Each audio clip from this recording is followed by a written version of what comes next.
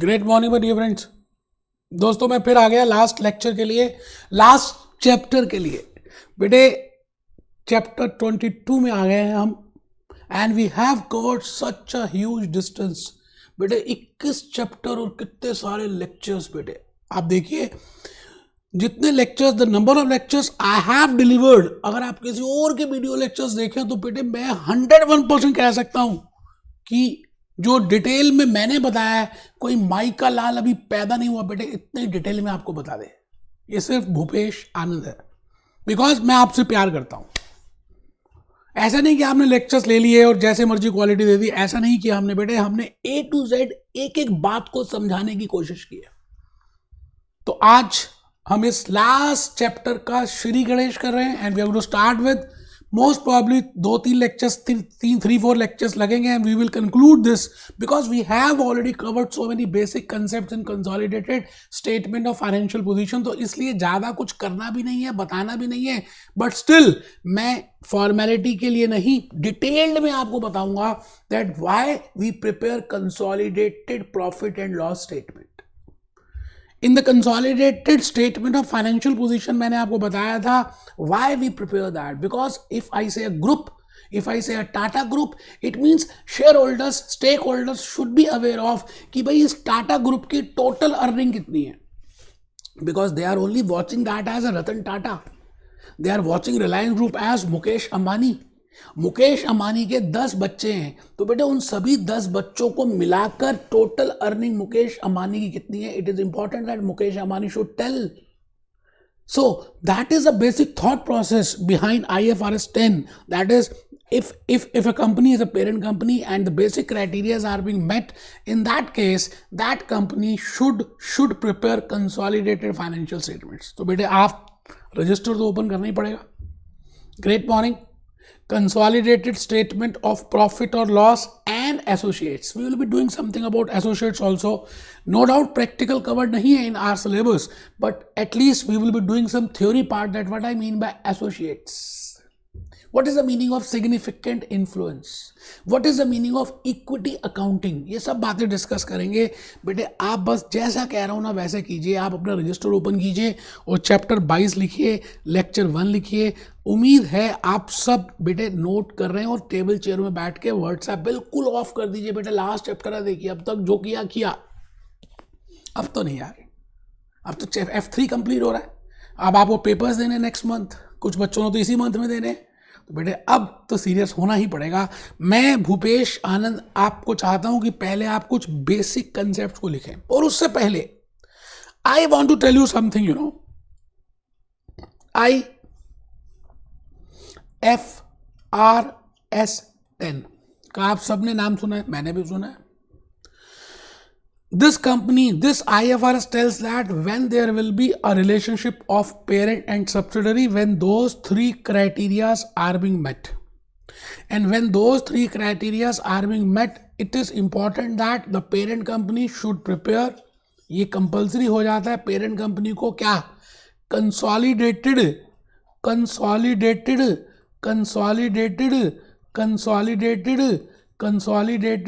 statement of financial position, statement of comprehensive income, statement of changes in equity, statement of cash flow. Now it is very important that this parent company, because the obligation is on the hands of the parent company, that this parent company has, because this company has the, you know, Katputli Dhaga or the control, because this company can do anything with that company because it has ordinary resolution majority more than 50%. So this company is responsible, इस company की responsibility बनती है कि वो अपनी जितनी भी subsidiaries हैं उन सब के बैलेंस शीट्स को, उन सभी के प्रॉफिट एंड लॉस को कंबाइन करके शो करे। तो बेटे it is important, so we should know that how to prepare a combined profit and loss account, and how to prepare a profit and loss statement, and how to prepare, you know, a combined balance sheet. We have seen 12 lectures devote कर दिए यार, हद कर दी। So I want to tell you that this is a basic understanding कि हमें ऐसा करना है। बेटे आप ये बताइए कि आप, इट मीन्स, मैं कहता हूँ एक बड़ी मछली है जी, एक छोटी मछली है, मान लेते हैं ये मछली है, ये छोटी मछली है, ये बड़ी मछली है, दोनों एक ही ग्रुप से बिलोंग करती हैं, एक ही खानदान की है। तो आपको अब जो बैलेंस शीट बनानी है उसको दोनों मछलियों को मिलाकर बनाना है, बिकॉज ये मछली इसको कंट्रोल कर रही है। This bigger fish is controlling that smaller fish. So when I want to prepare a balance sheet, I should prepare bigger fish plus smaller fish both. And when I want to prepare an income statement, I will prepare a bigger fish income statement plus a smaller fish income statement. You getting my point? तो आप सभी को ऐसा करेंगे, supposingly मैं आपसे बात करता हूं रतन टाटा ग्रुप। अब रतन टाटा ग्रुप में supposingly there are Tata Motors, एक कंपनी है टाटा मोटर्स, एक कंपनी है टीसीएस, एक कंपनी है टाटा स्टील्स। बेटा बड़ी सारी कंपनीज है, मैं अभी 3 का एग्जांपल ले रहा हूं। The आम आदमी, the Mango people, the common shareholders, the आम आदमी, they are very much concerned that how much is this total group is earning. इस पूरी ग्रुप की सेल्स कितनी है और इसका मार्केट शेयर कितना है पूरे ग्रुप का कॉस्ट ऑफ सेल्स कितना है, how much is the gross profit of this, how much is the operating expenses of this, how much is the total profit of all Tata group. So while preparing consolidated profit and loss, आपको पता है आप भूल भी गए, आप लिखते थे सेल्स, फिर लिखते थे cost of sales and balancing figure is gross profit. याद आ रहा है कुछ? So this is parent and this is subsidiary. मैं जब कंबाइंड बनाऊंगा, when I will prepare combined, बड़ा ही सिंपल है बेटे. There is no need to calculate goodwill, there is no need to calculate non controlling interest, there is no need to calculate retained earnings, because profit and loss is always prepared for the year. हम उसी year के लिए sales लिख रहे हैं, उसी year का हम कॉस्ट ऑफ सेल्स लिख रहे हैं, same year. It means all things are for those 12 months. There is no accumulated. So nothing doing for goodwill, nothing doing for non-controlling interest, nothing doing for group retained earnings, nothing doing for fair value adjustments. जो भी कुछ करेंगे हम consolidated statement of financial position में करेंगे, and we have already done that.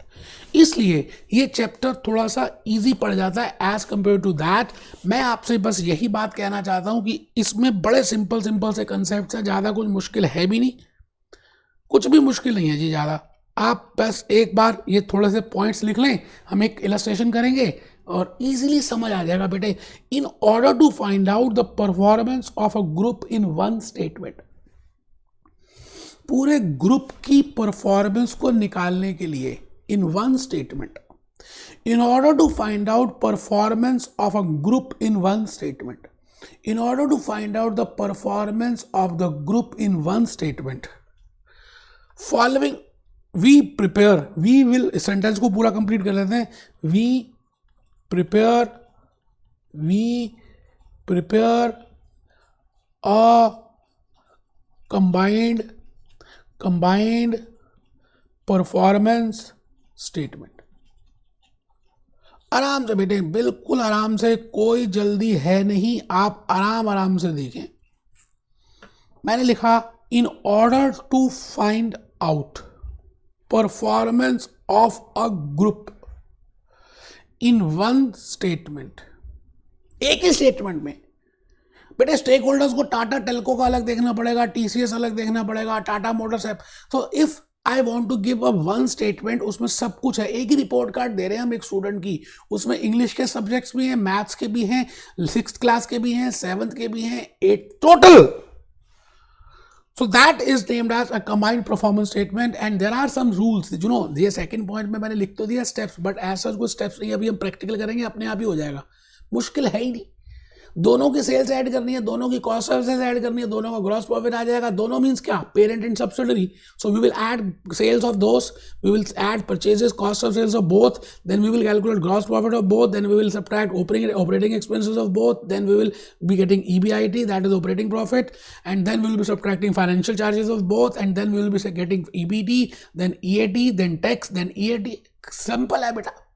हाँ, बस एक बात का ध्यान रखना है that if there is a inter group trading, मतलब पेरेंट ने सब्सिडरी को कुछ बेचा हो या सब्सिडरी ने पेरेंट को बेचा हो, and whether those goods are being sold और नॉट, बेटे आपको वो सेल्स जो है, सेल्स की फिगर को कम करना पड़ेगा, because why we want to deduct that sales figure, because बेटे वो जो सेल्स की फिगर है ना वो बड़ी हो चुकी है, वो जो सेल्स की फिगर है वो इंक्रीज हो गई है. It means those sales are of two types, one is outside sales और एक दूसरी sales which are being sold within the group. And when I am preparing a consolidated balance sheet, my objective is to give a true and fair view. I want to give that this much is the sales to the external world. So I will deduct the intercompany transactions. Whether they are actually sold or not, I am not concerned. Yes, in case they are not sold, तो मुझे एक adjustment और करनी पड़ेगी, that is in relation to unrealized profit. मेरी बात आप समझ रहे हैं? अब देखते हैं. Following are the steps to be followed while preparing consolidated statement of comprehensive income. बेटे मैंने आपके लिए एक बार standalone profit and loss statement दोबारा से प्रिपेयर कर दी कि मुझे लगा शायद आप भूल ना गए हो. IAS 1 सेल्स आप ही बना ले. P parent company subsidiary company, sales मैंने दोनों कंपनीज का लिखा. Less cost of sales, we deduct cost of sales दोनों कंपनीज का. So we will calculate gross profit of both the companies separately.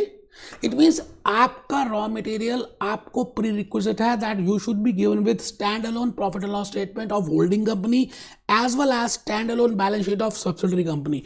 दोनों का आपको profit and loss statement given होगा, then only you can combine sales less cost of sales, gross profit, then operating expenses of both, and then I will be calculating this profit is named as operating profit. बेटे आपको याद है हम निकालते थे profit before interest and tax, EBIT और PBIT, कुछ भी कह सकते हैं. Less finance charges, it means the interest, it means the preference dividend to redeemable preference shares, the interest to the loan notes उसको less कर देंगे. And then balancing figure is named as earning before tax or profit before tax. Then we will deduct tax and balancing figure will be earning after tax and that is named as profit after tax. दोनों profits को add कर देंगे. Now this is not combined, this is not consolidated profit and loss statement, अभी वो बनानी है. जब हम बनाएंगे ना कंसोलिडेटेड तो हम दोनों की सेल्स को ऐड कर देंगे, ठीक है जी, दोनों की कॉस्ट ऑफ सेल्स को ऐड कर देंगे. एंड वी विल चेक कि वो जो सेल्स हैं, जो इसकी सेल्स हैं और जो इसकी सेल्स हैं, इसमें कोई आपस में इंटर कंपनी ट्रांजैक्शन तो नहीं है. Because if there is an intercompany transaction, that amount has to be subtracted because we want to show sales to the external world only. Similarly, we will deduct the cost of sales because अगर एक का sales होगा तो दूसरे का cost of sales होगा. तो बेटे आपको दोनों से लेस करना है, सेल्स से भी और कॉस्ट से भी, ठीक है. So that the net result is sales to external world, cost of sales to external world, gross profit for the group not from intercompany transactions, then operating expenses outside the world, then EBIT of the group not intercompany transactions. इतना करने के बाद हम profit निकाल लेंगे. लेकिन आप जितना आसान समझ रहे हैं उससे भी ज़्यादा आसान है अगर आपने 2-3 बातों का ध्यान रख लिया. मैंने उसको लिख दिया है. While preparing consolidated profit and loss statement, आपने दोनों के सेल्स ऐड करने हैं, दोनों की कॉस्ट ऑफ सेल्स ऐड करने हैं और दोनों का ग्रॉस प्रॉफिट ऐड करना है. अभी हम करके देखेंगे. तो आप लिखिए स्टेप नंबर 1, ऐड सेल्स. किस किस का सेल्स? बेटे parent and subsidiary. Add cost of sales किस किस का बेटे? Parent plus subsidiary. Operating expenses किस किस का बेटे? Parent plus subsidiary. Step number 2, ये बड़ा इंपॉर्टेंट स्टेप है बेटे, ये इंपॉर्टेंट है. आप बताइए, इसी के लिए मैंने ये पूरा लिखा नहीं तो मैं लिखता भी नहीं बेटे.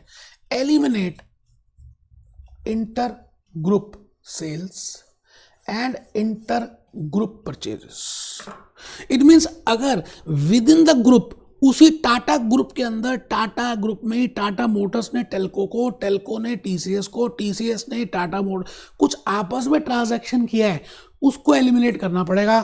तो eliminate inter group sales and purchases. And step number 3, eliminate unrealised profit. बेटा इस बात का भी तो ध्यान रखना है, बिकॉज आज हम एक ही ग्रुप की बात कर रहे हैं। And closing stock comes in the profit and loss statement, because when I calculate cost of sales, तो आप कैसे निकालते हैं? Opening plus purchases minus closing stock. तो closing stock is reflected in profit and loss statement. So, and if that closing stock inclusive is including that stock which is being purchased by parent to subsidiary or subsidiary to parent and it is inclusive of profit, तो बेटे वहां पर कहीं ना कहीं हमें adjustment करना पड़ेगा। अनरियलाइज्ड प्रॉफिट वैसे ही निकालते हैं जैसे आज तक बताया, तो आप क्लोजिंग स्टॉक में से लेस करेंगे, वैसे ही बताया। अब आप पॉइंट यह है कि when I say that you will subtract from closing stock, तो क्लोजिंग स्टॉक तो आप स्टेटमेंट ऑफ फाइनेंशियल पोजीशन में दिखाएंगे, हमें तो प्रॉफिट एंड लॉस स्टेटमेंट बनाना है। तो आप क्या करेंगे? प्रॉफिट को थोड़ा सा 1000 या जो भी अनरियलाइज्ड प्रॉफिट आएगा उससे लेस कर देंगे और कॉस्ट ऑफ सेल्स को बढ़ा देंगे। एक ही बात है, या तो मैं कॉस्ट को बढ़ा दूं और या प्रॉफिट को कम कर दूं, ठीक है। Now because we are calculating profit, तो मैं कॉस्ट ऑफ सेल्स को अनरियलाइज्ड प्रॉफिट से इंक्रीज कर दूंगा बस, जिससे कि मैथमेटिकली इफेक्ट सेम आए, ठीक है जी। एक बच्चा कहता समझ नहीं आया, कोई घबराना थोड़ी यार, स्टेप ही नहीं आया, अभी समझा दूंगा। Step number 3, eliminate unrealised profit. Eliminate unrealised profit, eliminate unrealised profit from closing inventory. Eliminate unrealised profit from closing inventory in case parent to subsidiary और सब्सिडरी टू पेरेंट। बेटा अनरियलाइज तो लेस करना ही पड़ेगा, क्योंकि हम अपने से कभी भी प्रॉफिट नहीं कमा सकते। Calculate profits attributable to non controlling interest, वो मैं बता दूंगा। इतना कुछ करने के बाद जो भी प्रॉफिट आएगा that will be divided into 2 parts, because there are 2 owners of this subsidiary company, so it means the profit belongs to 2 persons, one is to parent company and second is non controlling interest. को निकाल लेंगे। बस 2 बातों का ध्यान रखना है जी, ये नोट 1 अगर नहीं भी पता तब भी कर सकते हैं। भाई आपको सेल्स गिवन है 12 महीने की, कॉस्ट ऑफ सेल्स गिवन है 12 महीने की, ऑपरेटिंग एक्सपेंसेस गिवन है 12 महीने के। If nothing is given I will assume कि भाई ये सेल्स इक्वली डिस्ट्रीब्यूटेड है, cost of sales is equally distributed, profit operating expenses are equally distributed, सब कुछ बराबर बराबर डिस्ट्रीब्यूटेड है, मैं ये अजम्पशन लूंगा। तो note 1, always assume sales, cost of sales, operating expenses are evenly distributed in 12 months. एक नोट 2 लिख लें बेटे, आप जो ये प्रॉफिट निकालेंगे ना सब्सिडरी का, कैसे निकालेंगे? आपने क्या किया? आपने क्या एडजस्ट कर दिया बेटे? आपने जो प्रॉफिट निकाला सब्सिडरी का, उसके 2 हिस्से हैं, एक तो पेरेंट कंपनी को मिलेगा और एक कंट्रोलिंग इंटरेस्ट को मिलेगा। कंट्रोलिंग इंटरेस्ट को कितना मिलेगा? जितना कंट्रोलिंग के पास वोटिंग पावर है। तो ये कंट्रोलिंग इंटरेस्ट का आ गया, उसमें से अनरियलाइज्ड प्रॉफिट लेस कर देंगे, unrealised profit will be subtracted. वो देख लेते हैं। If S is the seller, आराम से पहले लिख लें आप। मैं देखिए कितनी प्यार से मैंने ड्राइंग बनाई है, आप एक बार इसको पूरी ड्राइंग को ऐसे ही बनाएं। अभी हम क्वेश्चन करेंगे, कंसेप्ट क्लियर कर देंगे, आप बिल्कुल टेंशन ना लें। Share of non controlling interest in profits of subsidiary, profit after tax of subsidiary totally into percentage of holding bye minority. तो इसका मतलब अगर मैं जब गुणा करूंगा तो ये मेरे पास पिंक कलर का मटका आ जाएगा। This is non controlling interest in the profits of subsidiary company, और for non controlling interest we are not concerned whether it is pre or post, सारा ही post ही होता है बेटा, उसको मतलब ही नहीं उससे, because they are not preparing consolidated balance sheet। तो total profit of subsidiary into percentage of holding of NCI, total amount आ जाएगा, that is profits which belongs to non controlling interest। बस यही आंसर है। बट अगर unrealise profit होगा तो मैंने एक छोटा सा मटका लेस किया है, and if the goods are being sold by subsidiary to holding, it means the profit must be included in the retained earnings of in the profits of subsidiary. तो आप फिर वहां से लेस कर देंगे unrealise profit if S is seller, because we are calculating for non controlling interest for subsidiary company. But if parent company is the seller, तो बेटे parent company के प्रॉफिट लॉस में क्रेडिट हुआ होगा, उसकी कोई टेंशन ही नहीं नॉन कंट्रोलिंग इंटरेस्ट में। नॉन कंट्रोलिंग इंटरेस्ट के लिए आप उस तभी प्रॉफिट अनरियलाइज प्रॉफिट लेस करेंगे if it is being controlled by, if it is being controlled by, if it is being sold bye seller S. ठीक है जी, तो आइए क्वेश्चन चलते हैं बेटा। अब सवाल आता है कि whenever you want to prepare a consolidated statement of profit and loss, आप पहले फॉर्मेट बना दें। फॉर्मेट का मतलब क्या है, जैसे हमने कहा था ना बैलेंस शीट बनाते थे तो हम क्या करते थे, बैलेंस शीट की लाइंस वाइंस ड्रॉ कर लेते थे, उसमें तो वर्किंग नोट प्रिपेयर करने पड़ते थे, ग्रुप स्ट्रक्चर बनाना पड़ता था, then we have to calculate fair value adjustments, then goodwill, then minority, then non controlling interest, then retained earnings. इसमें इतना कुछ करना ही नहीं है बेटे, झमेला ही नहीं है, बस लाइंस ड्रॉ करिए, प्रॉफिट एंड लॉस बना लेते हैं। आइए मैं आपके सामने एक क्वेश्चन आज करने वाला हूं बेटे। क्वेश्चन, अच्छा चलिए पहले जूस नोट्स देख लेते हैं बेटे, लास्ट चैप्टर है, लास्ट चैप्टर में तो जूस नोट्स देखने ही बेटे, 22वां चैप्टर है as per Kaplan. Little things make big days, छोटी छोटी बातें बड़ी बड़ी चीजें कर डालती हैं। आप देखिए हमने छोटे छोटे लेक्चर्स रिकॉर्ड किए और आज 22 लेक्चर्स, 22 चैप्टर्स बेटे, 150 से 180 लेक्चर तक मैंने रिकॉर्ड कर दिए। और जिस दिन स्टार्ट किया था उस दिन इतना बड़ा पहाड़ लगता था मुझको, लेकिन मैंने धीरे धीरे एक एक करके, दो दो करके चैप्टर्स करता गया और कंप्लीट कर दिया। और बेटे F9 की रिकॉर्डिंग कर रहा हूँ आजकल मैं, फाइनेंशियल मैनेजमेंट इन स्किल लेवल। आप मेरी बात को समझ रहे हैं? तो मैं ये कहना चाहता हूं कि छोटी छोटी बातें बहुत बड़ी बड़ी चीजें क्रिएट कर देती हैं।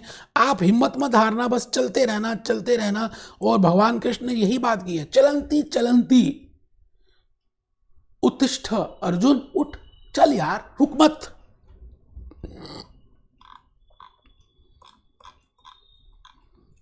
The steps for consolidating the statement of profit and loss are add together the revenues and the expenses of the parent and subsidiary. If the subsidiary acquired part through the year, all the revenues and expenses of the subsidiary must be time apportioned during consolidation part. अभी देख लेंगे ये जो बात अभी है, ये मेरे लेक्चर नंबर 3 में बतानी है। दैट अगर आपने बीच में एक्वायर किया है, अभी हम कर रहे हैं that holding company has acquired the shares of subsidiary company in the beginning of the year.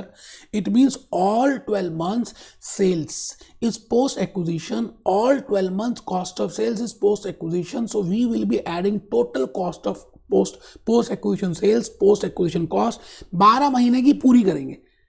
Lecture 3 में बताऊंगा कि अगर बीच में एक्वायर किया तो क्या करना है, अभी टेंशन मत लें। Step number 2, eliminate inter group sales and purchases, ये बात तो ध्यान रखनी है। Eliminate unrealised profit in this, ठीक है। Calculate the profit attributable to non controlling interest, बड़ी मेहनत से बनाया यार, मैं दिल की बात बता रहा हूँ आपको।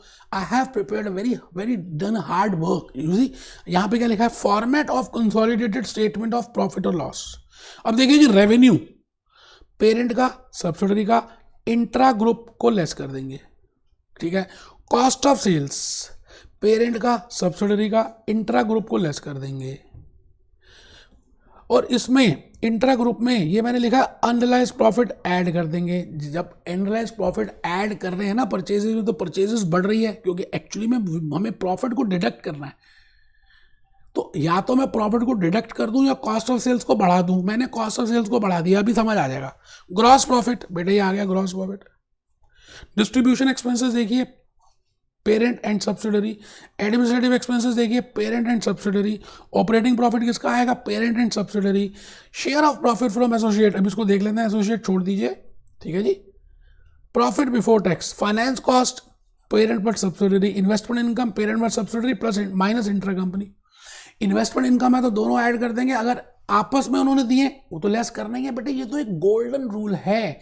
अगर कोई खर्चा उनका आपस के ट्रांजैक्शन से हुआ है, कॉमन ट्रांजैक्शन से हुआ है, इंटर ग्रुप ट्रांजैक्शन से हुआ है, any income inter group transaction से हुआ है, that has to be excluded, because then what is the fun of preparing consolidated balance sheet?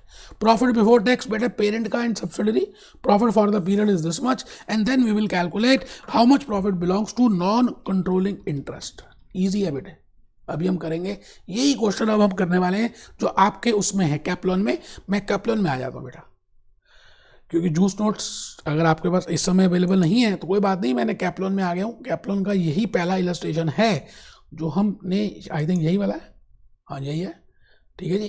तो कैप्लॉन पे आ रहे हैं, एक ही बात है बेटा, वो क्वेश्चन एक ही है, तो मैं कैप्लॉन से कर रहा हूं। द स्टेटमेंट ऑफ प्रॉफिट और loss for P, the statement of profit and loss for P and S as on for the year ended 31st August 2004. P acquired 75% of the equity share capital of S Limited several years ago. बहुत साल पहले की बात है, जैसे थी ना दादी माँ की कहानी, एक समय की बात है, एक राजा था, एक रानी थी, दोनों मर गए, खत्म कहानी। तो वो ये कह रहा है बहुत साल, years ago, a company P, parent company, has purchased 75% equity shares of subsidiary and the year ends on 31st August 2004. तो आप बताइए जी, ईयर तो वैसे भी 12 महीने का होता है, इसका मतलब 1 सितंबर 2003 से 31 अगस्त 2004 तक रहा होगा। सितंबर, अक्टूबर, नवंबर, दिसंबर, जनवरी, फरवरी, मार्च, अप्रैल, मई, जून, जुलाई, अगस्त, 12 महीने आगे बेटा। आप देख लीजिए, 12 महीने पीछे जाना कोई मुश्किल थोड़ी है। अच्छा जी, सेल्स गिवन है, पी लिमिटेड की सेल्स गिवन है 1200, पी लिमिटेड की कॉस्ट ऑफ सेल्स गिवन है, ग्रॉस प्रॉफिट पी का गिवन है, एडमिनिस्ट्रेटिव एक्सपेंसेस पी का गिवन है, प्रॉफिट बिफोर टैक्स पी का गिवन है, टैक्स पी का गिवन है, profit for the year P का गिवन है। कितना सिंपल सा क्वेश्चन है, आपको नीचे कोई भी एडजस्टमेंट गिवन नहीं है, जस्ट वो कह रहा है you have to prepare a consolidated statement of profit and loss for the year, chapter close. बेटे मुझे तो करते हुए भी शर्म आ रही है, मैं क्या बताऊं, करूंगा, शर्म तो आ रही है, बड़ा इजी है, लेकिन बेटे आप आराम से कर सकते हैं। तो मेरे को इसके लिए अपनी शीट्स में जाना पड़ेगा। मैं भूपेश आनंद अपनी शीट्स में आ गया बेटे आपके सामने। आइए हम सब आराम से रजिस्टर में करेंगे, भले इजी है फिर भी बेटे हमें करना है ना, जैसे ज़्यादा अच्छा लगे। तो हेडिंग लिखिए, ऊपर हेडिंग लिखिए बेटे, लिखो बेटा, सब लिखेंगे, consolidated profit, and there is no need to calculate fair value adjustment, no need to calculate goodwill, no need to calculate non-controlling interest, because all those items belongs to consolidated balance sheet, वो सब balance sheet में आती हैं। तो यहाँ तो हम balance sheet बना ही नहीं रहे, खाली प्रॉफिट एंड लॉस स्टेटमेंट बना रहे हैं। इसलिए आप एग्जामिनर को, भगवान को बोलिए कि एग्जामिनर आपको प्रॉफिट एंड लॉस स्टेटमेंट ही दे दे, consolidated profit and loss statement as on 31st August 2004। आराम से देखिए जी, कोई जल्दबाजी है ही नहीं। Consolidated statement we are preparing, and एक ही कॉलम बनाएंगे क्योंकि हम दोनों को कंबाइन करके दिखाएंगे, तो हमें 2 कॉलम थोड़ी बनाने हैं, 2 का 1 कर रहे हैं, तो 2 किस बात के बनाने बेटा, और एक ही शीट काफ़ी है। वहाँ तो हम क्या करते थे, एसेट्स की अलग शीट बनाते थे, उसकी अलग शीट बनाते थे, क्योंकि इतनी सारी आइटम्स होती थी। यहाँ तो सिंपल है बेटा। And we know that how as per IAS 1 we prepare a profit and loss statement, sales लिखते हैं, then we deduct cost of sales, then the balancing figure is gross profit।